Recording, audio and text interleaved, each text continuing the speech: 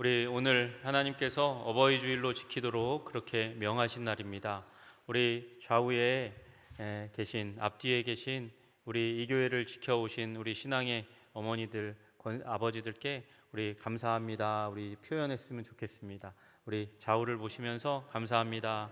교회를 지켜주시고 가정을 지켜주셔서 감사합니다. 아멘. 네, 감사합니다. 여러분, 우리 인간은요 연약한 존재로 태어납니다. 다른 동물들과도 확연하게 다른 연약한 존재로 태어납니다. 다른 이 동물들을 보니까 태어나자마자 얼마 지나지 않아서 펄떡펄떡 뛰면서 대지를 향해서 달려가는 그런 동물들을 보는데, 인간은 태어나서도 그 어머니의 품을 갈망하는 존재로 만드셨어요. 그래서 오랫동안 그 품에 안겨 있어야만 합니다. 그리고 그 어머니의 젖을 사모하는 그런 존재로 만들었습니다. 그 오랜 시간에 그 어머니의 품 가운데 있으면서 더욱더 갈망하는 삶의 모습들이 이렇게 배어 있도록 만드세요. 왜 사람을 그렇게 만드셨을까? 하나님께서는 그 인간 존재 자체를 갈망의 존재, 부족의 존재, 연약의 존재로 그렇게 만드시기를 원하셨던 것 같습니다. 여러분, 우리는요 무엇인가 누군가가 우리를 채워주지 않으면 만족을 누리지 못하고 평안을 누리지 못하고 기쁨을 누리지 못하는 그런 존재로 태어난 거죠. 우리 막내 보니까, 철없는 막내 보니까 아주 그런 게 잘 보여요. 자기의 만족을 채우기 위해서 아빠도 엄마도 그 누나도 별로 중요하지 않아요. 이 녀석이 아주 되게 웃긴 녀석입니다. 자기 필에 꽂히면 그거를 외울 때까지 거의 보는 것 같아요. 뭐 애니메이션 이렇게 보여지면 제가 처음 몰랐는데 쭈빠이 그래가지고 쭈빠이가 뭐야 그러고 도대체 무슨 얘기를 하는지 못 알아들었는데, 쭈빠이가 스파이더맨을 발음을 못 해가지고 쭈빠이라고 그러는 거예요. 그러면서 쭈빠이 틀라고 자꾸 막 그래요. 그래가지고 저희가 스파이더맨이 이렇게 어른 청소년 이상 보는 영화인데 만화루가 나왔어요. 그래서 그 만화를 이 녀석이 보고 또 제가 옆에서 앉아서 그거 시작할 때부터 끝까지 본 적이 없거든요. 그런데 제가 거의 그 스토리 대사를 다 알아요. 왜 그러냐?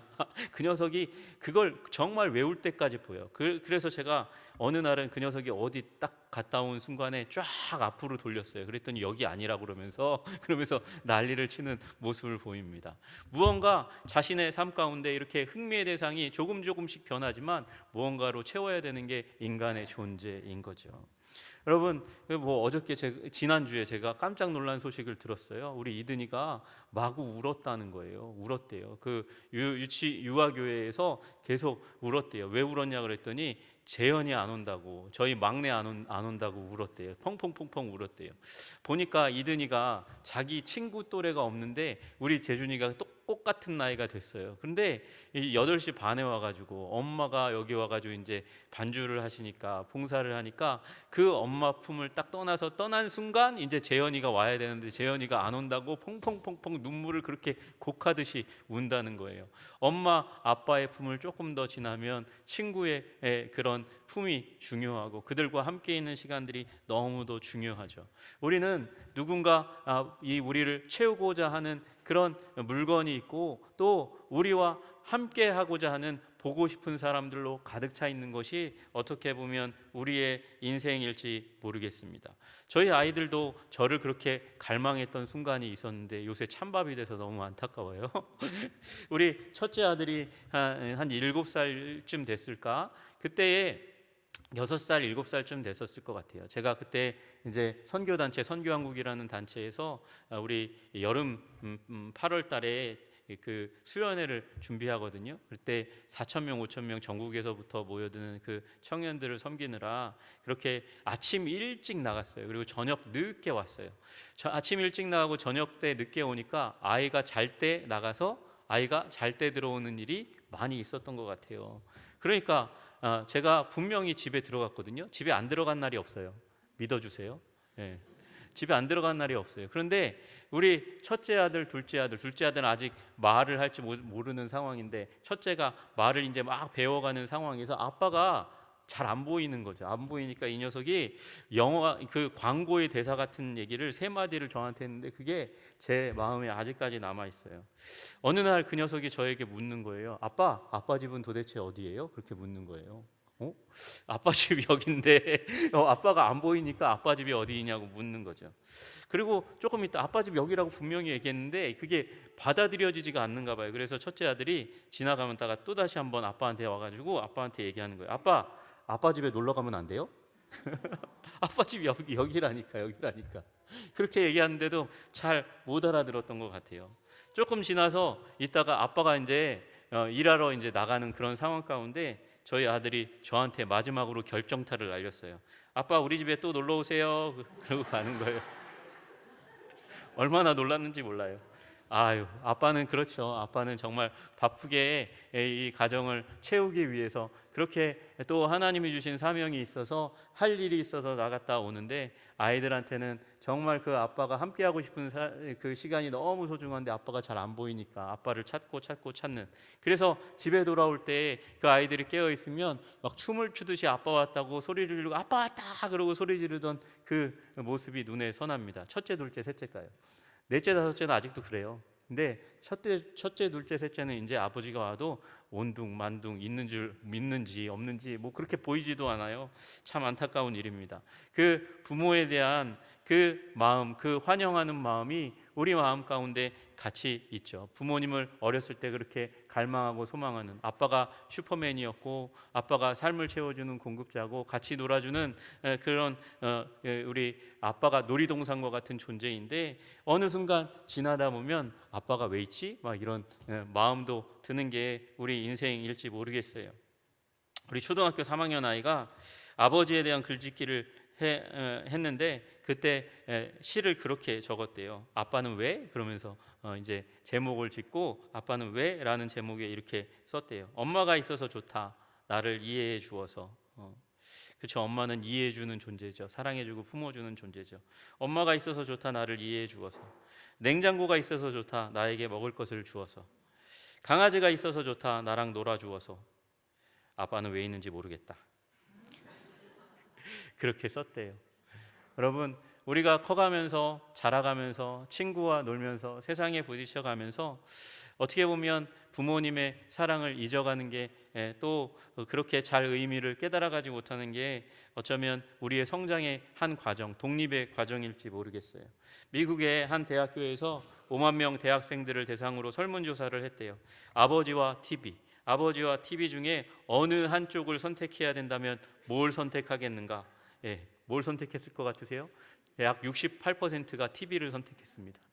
안타까운 일이죠. 그만큼 아버지가 대학생들에게 그렇게 역할을 하지 못하는 일이 일어나는지 모르겠어요.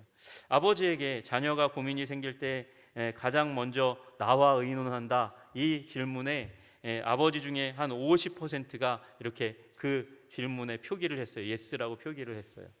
여러분 50%는 정말 자신이 없거나 양심이 있는 아버지일지 모르겠어요. 근데 또 아들에게 비슷한 질문을 했어요.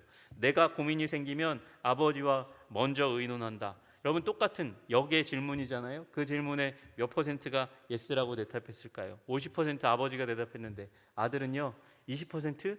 아니요 4%밖에 안 됐다는 거예요.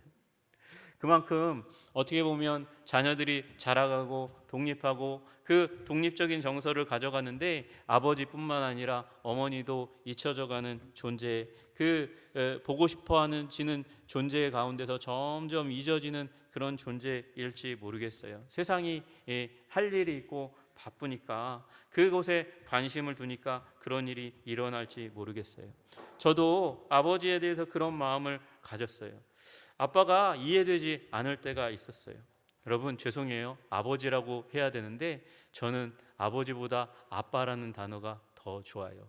예수님이 그러셨잖아요. 이 땅 가운데 오셔서 하나님 아버지라고도 하셨지만 아바 아버지라고도 말씀하셨으니까 여러분 아빠는 원초적인 단어잖아요. 그 단어를 저는 사랑하니까 아빠가 이해되지 않을 때도 있었고 심지어는 아빠가 악당 같아 보일 때도 있었어요.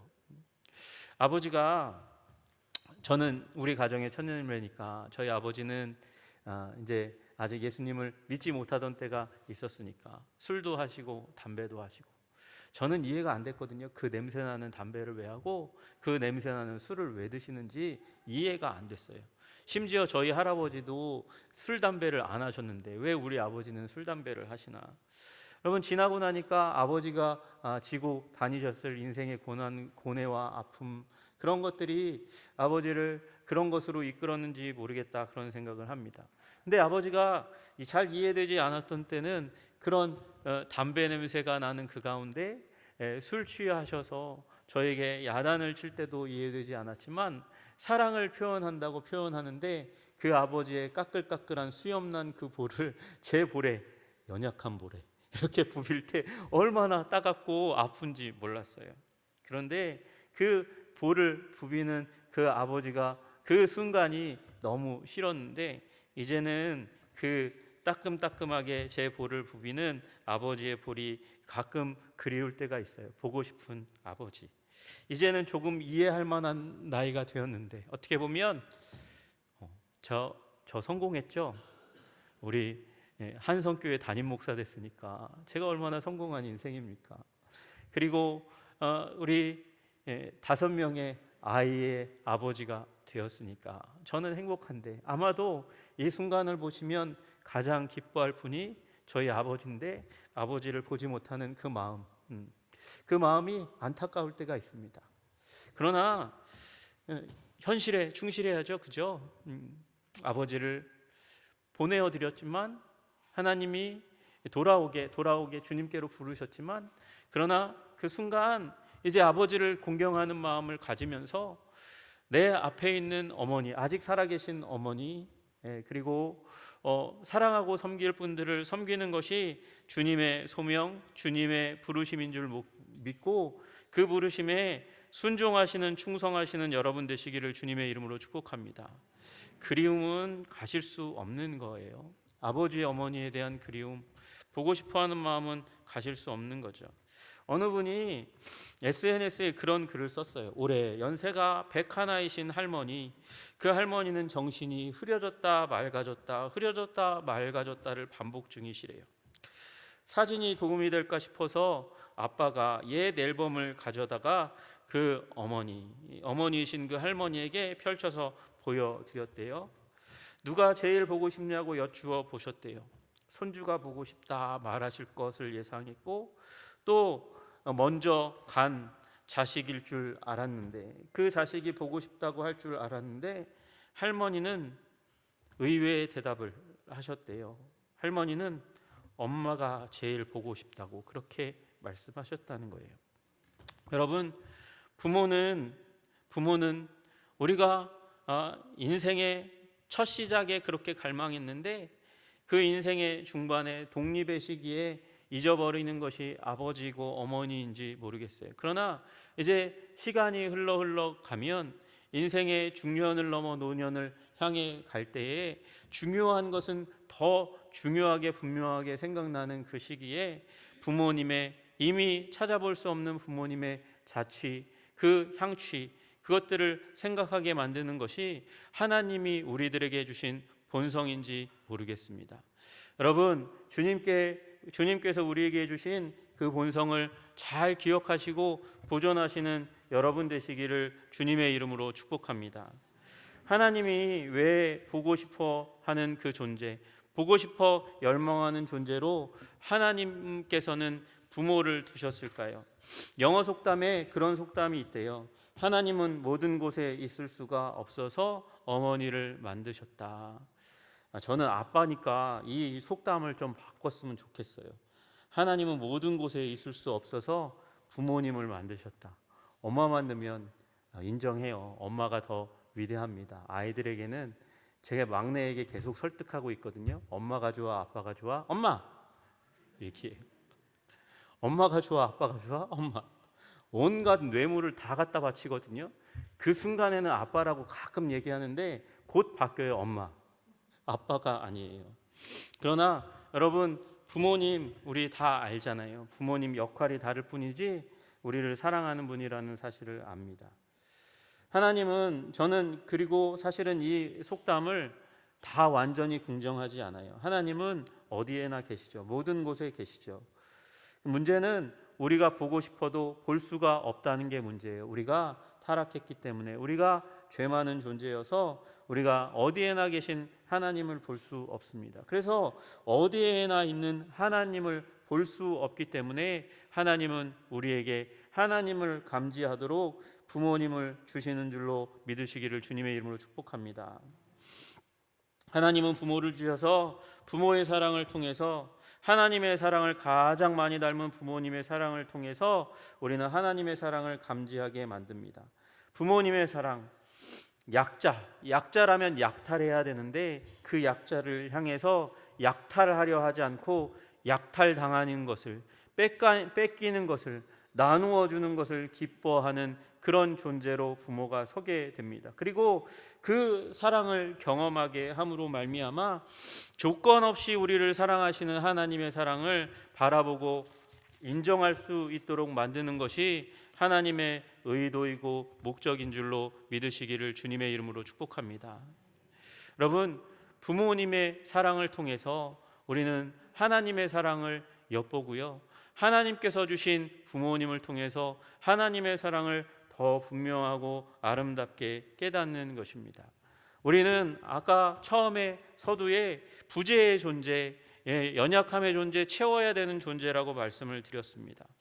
하나님과 첫사람들 아담과 하와, 그들은 하나님과 함께 살았잖아요. 살면서 함께 동산을 거닐며 하나님과 사귐의 시간을 가졌습니다. 그 사귐의 시간은 하나님을 아버지로 삼는 시간이었고, 그 아담과 하와는 자신들을 하나님 사랑해서 오셔서 만나주시고 공급하시는 그 하나님 앞에서 아들과 딸로서 사귐을 갖는 그런 시간이었습니다. 여러분, 그런데 범죄함으로 말미암아 그 에덴에서 쫓겨납니다. 나아갑니다. 주님께서 우리도, 인간도 가슴 아팠겠지만 그들을 이제 내어쫓고 그들이 특별한 은혜와 능력과 과정이 아니면 하나님을 만날 수도 감지할 수도 없는 상태 가운데 내보내시는 하나님의 마음도 많이 아팠을 것이라는 사실을 이제 부모가 되니까 알게 되는 것이죠.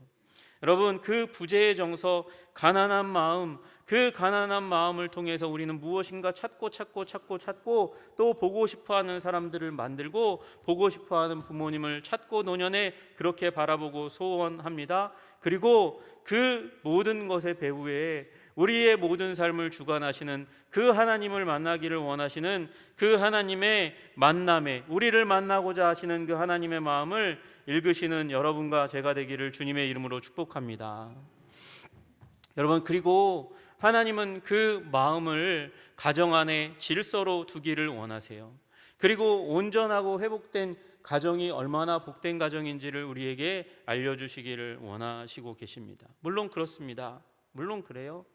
우리 살아가면서 인간이 죄인이기 때문에 우리 부모님으로부터 받은 상처와 아픔이 있을 수 있고, 또 부모된 자로서 자녀로부터 받은 아픔과 상처가 있을 수 있고, 온전한 가정을 이루려고, 그래서 자녀에게 아름다운 가정을 주려고 애쓰고 힘쓰고 몸부림쳤는데, 그런데도 불구하고 그 노력만큼 돌아오지 못해서 가슴 아파하는 깨어진 가정 가운데 있는 우리 연약한 우리 지체들이 있습니다. 그러나 여러분, 우리 기억하십시오. 하나님께서 그럼에도 불구하고 죄악을 통해서 하나님은 그 죄악의 놀라운 그 아픔과 그 상처와 버림받은 가난한 그 부재의 심정들을 통해서 결국은 하나님을 만나도록 인간들을 이끄시는 것처럼 우리 인생의 깨어진 가정의 역사를 통해서도 하나님은 가정의 회복을 열망하게 하는 마음을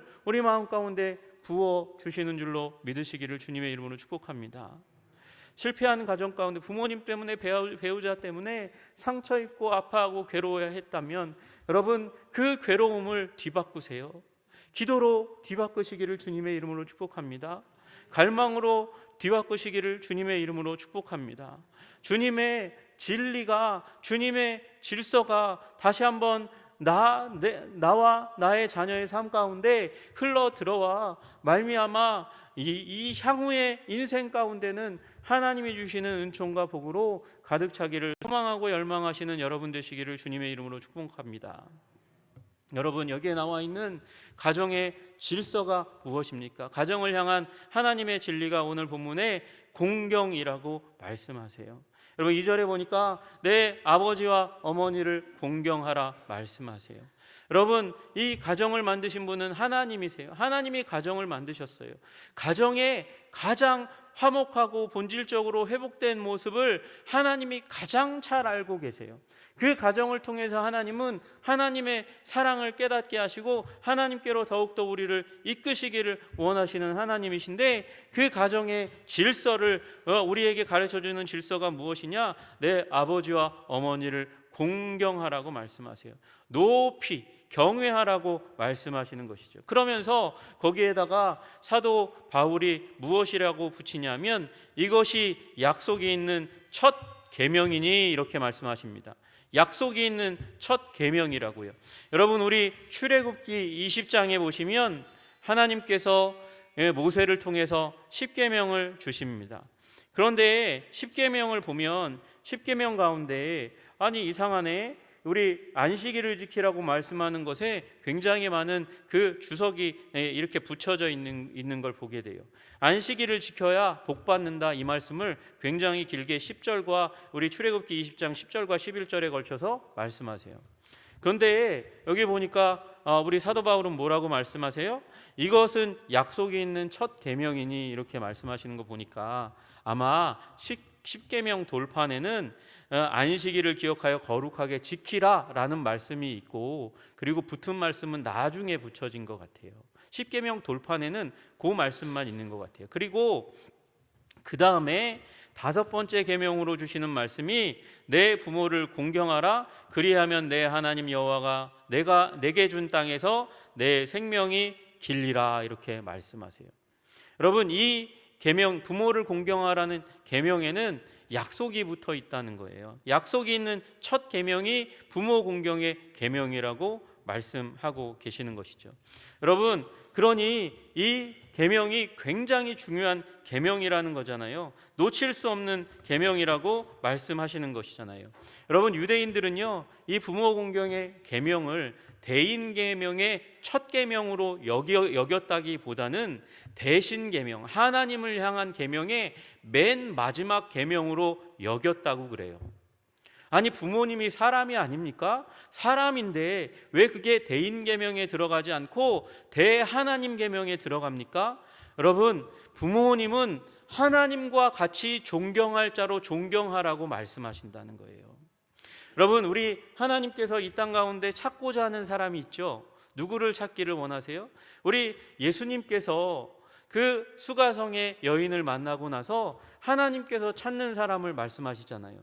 하나님께서 이 땅 가운데 보기 원하시는 사람이 있다고 말씀하시잖아요. 누구요? 예배자요. 신령과 진리로 예배하는 사람. 신령과 진리로 예배하는 사람은 어떤 사람입니까? 여러분, 그 나와 있는 대로 십계명의 네 계명을 잘 준수하고 따르는 사람, 그런 사람이 마음과 뜻과 목숨과 열정을 다해서 하나님을 사랑하려고 하는 하나님의 예배자이지요. 그런데 그 대신 계명의 끝에 달려있는 게 부모님을 공경하라는 계명이라는 거예요. 유대인들은 그렇게 봤다는 거예요. 왜요? 부모님을 공경하고 그분의 부모님의 말씀에 순종하는 것이 하나님께 순종하는 만큼이나 고귀하고 아름다운 행동이니까.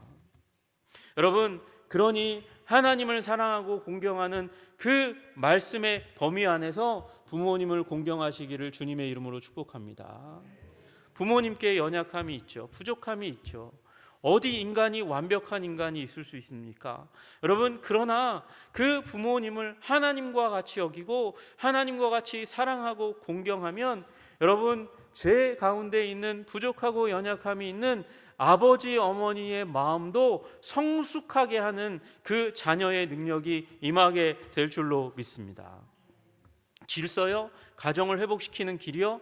부모님이 부모님다워야지. 여러분, 그거 이전에 여러분, 내게 주신 부모님을 공경하는 여러분 되시기를 주님의 이름으로 축복합니다. 이것이 약속이 있는 첫 계명이래요.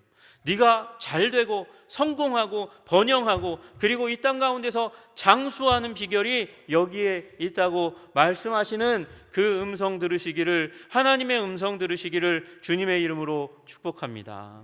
하나님이 보시기 원하시는 사람, 우리가 보고 싶어하는 사람도 있지만 하나님이 보고 싶어하는 사람이 있어요. 예배자를 보고 싶어 하세요. 그리고 또한 부모님을 공경하는 자녀를 이 땅 가운데서 하나님이 보고 싶어 하시는 줄로 믿으시기를 주님의 이름으로 축복합니다.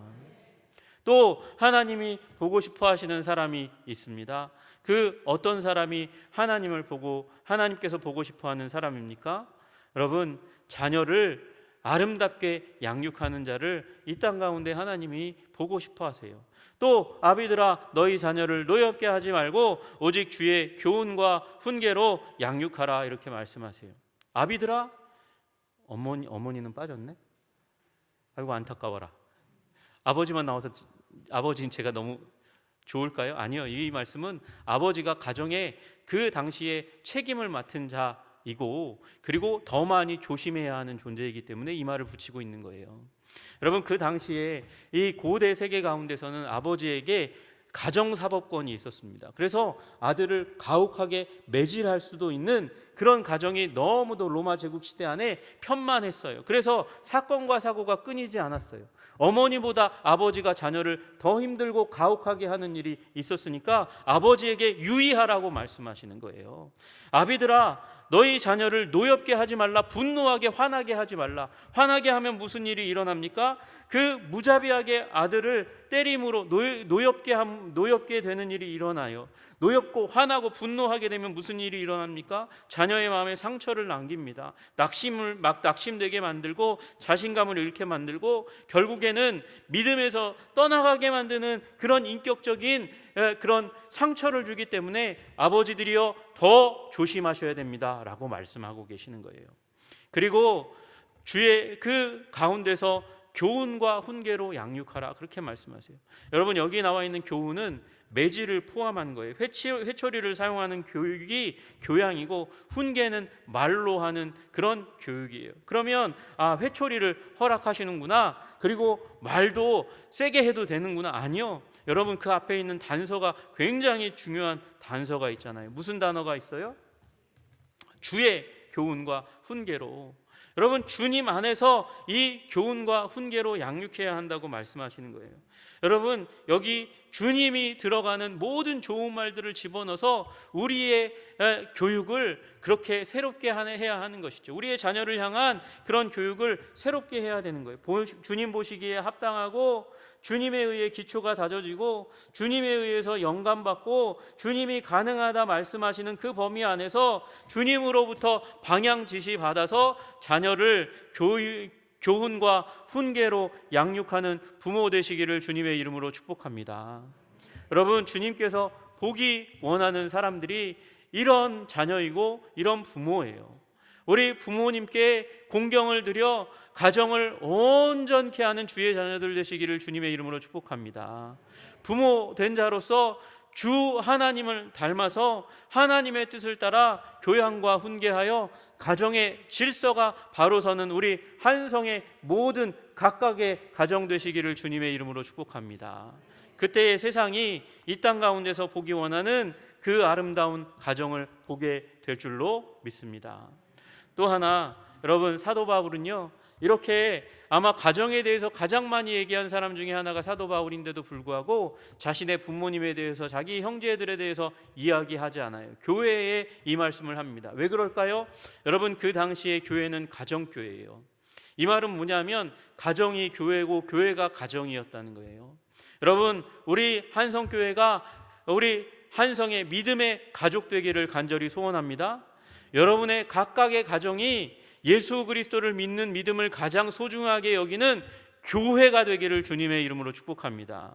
가정이 교회가 되고 교회가 가정이 되는 것이 사도 바울이 여기는 가장 이상적인 모습이에요. 그래서 예수님도 예수님과 그의 형제들이 와서 예수님 만나려고 할 때 예수님께서 중요한 레슨을 말씀하시잖아요. 둘러 앉은 자들을 보시며 이르시되 내 어머니와, 어머니 밖에 있거든요. 그런데 그 안에 모여있는 분들을 향해서 보시면서 내 어머니와 내 동생들을 보라. 누구든지 하나님의 뜻대로 행하는 자가 내 형제요 자매요 어머니니라 그렇게 말씀하세요. 여러분, 우리 교회 안에서 우리 주님의 뜻을 따라 살기로 몸부림치는 우리의 삶 가운데 가르침을 주시는 분들이 다 우리의 어버인 줄로 믿으시기를 주님의 이름으로 축복합니다. 여러분, 마음대로 살지 마시고 여기에서 내가 주님의 뜻을 따라 삶으로 말미암아 영적인 부모의 역할을 감당하시는 여러분과 제가 되기를 주님의 이름으로 축복합니다. 여러분, 이곳에 우리가 여기 지금 이 자리에 있는 이유가 무엇입니까? 영적인 아버지와 어머니가 계셔서 우리를 그렇게 양육했기 때문이 아니겠습니까? 교회를 소중하게 여기고 우리 김치승 목사님 왔다 갔다 하는 길에, 우리 사모님 모시고 왔다 갔다 하는 길에 들으니까 우리 성도님들 가운데 여러분들이 그렇게 김치승 목사님의 야단치는 목소리조차도 그리워하고 보고 싶어하는 분들이 있다는 얘기를 들었어요. 여러분, 김치승 목사님이 왜 그렇게 좋은 목사님, 정직한 목사님이 되셨을까 생각해 보니까 그분의 어린 시절 초등학교 때 주일날 교회 갔다 온 사람 손 들어봐라 그러는데 아이들이 손 드는데 당신께서는 안 드셨대요. 안 드셨는데 그러고 왔는데 어머니가 어떻게 그 정보를 입수하셨는지 손을 안 들었다고 그렇게 그 아직 철이 안 난 아들을 꼬집으셨대요. 때릴 수는 없어서, 주위에 어른들이 많아서 때릴 수는 없어서 꼬집었는데, 아니 어머니가 어떻게 나를 꼬집어? 그렇게 막 섭섭한 마음이 들었는데 그 마음을 이해하고 정직한 신앙생활을 해야 되겠구나, 그렇게 마음 먹으셨다는 거예요. 그러고 그 목사님이 그랬다죠. 이제 공산주의가 이 북쪽에, 우리 목사님 북쪽 출신이시니까 공산주의 체제가 들어오면서 학교에 월요일날 올 때마다 교회 전교생들 불러놓고 주일날 교회 간 사람 손들어 손을 들르는데 점점 매주 지날 때마다 그 손이 떨어지는데 우리 목사님이 맨 마지막까지 드셨대요. 여러분, 그런 정직하고 그 투철한 신앙을 가진 분들 아래서 여러분, 우리 신앙의 자녀들이 태어난 줄로 믿습니다. 여러분, 우리 부모된 신앙의 부모로 바로 서 있을 때 여러분, 우리 믿음의 후손들이 잘 믿음 가운데 철저하게 서게 되는 아름다운 은총이 있게 되는 줄로 믿으시기를 주님의 이름으로 축복합니다. 저는 여러분과 제가 그렇게 여겼으면 좋겠어요. 여기 계신 흰머리를 가지고 배지를 차신 우리 70세 이상의 부모님들, 그리고 내게 레슨을 주는 분을 나의 영적인 아버지이고 어머니들이다, 그렇게 여기시는 여러분과 제가 되기를 주님의 이름으로 축복합니다. 그리고 힘써 내가 내 삶을 통해서 영적인 부모의 역할을 나의 자녀들뿐만 아니라 우리 교회의 후배들에게도 나의 삶을 통해서 영적인 부모로 서나가기를 원하시고 구하시는 하나님이 보고 싶어하는 사람 되시기를 주님의 이름으로 축복합니다. 기도하겠습니다. 하나님 아버지, 우리 육신의 부모님을 보고 싶어하는 마음이 다시 한번 아버지 이 어버이 주일 가운데 다시 한번 생각나게 하시고 우리 지나게 하시니 참 감사드립니다. 하나님, 여기서 지나지 않고 주님께서 보고 싶어하는 사람 우리가 다 될 수 있도록 주님 도와주시고 인도하여 주시옵소서. 인생의 마지막 날까지 하나님이 원하시는 부모의 역할을 잘 감당하는 참된 부모가 되게 하여 주시옵소서. 또 더불어 하나님, 우리 자녀들에게 아름다운 부모로서 역사하는 자가 될 수 있도록 인도하실 뿐만 아니라 부모님을 마음껏 아버지 우리의 삶을 통해서 공경하는 하나님의 뜻에 맞는 자녀가 될 수 있도록 주님 도와주시옵소서. 우리 모든 한성의 가족이 그렇게 하나님 뜻에 맞는 가정 되게 하시기를 간절히 소원하며 예수님 이름 받들어 기도드리옵나이다. 아멘.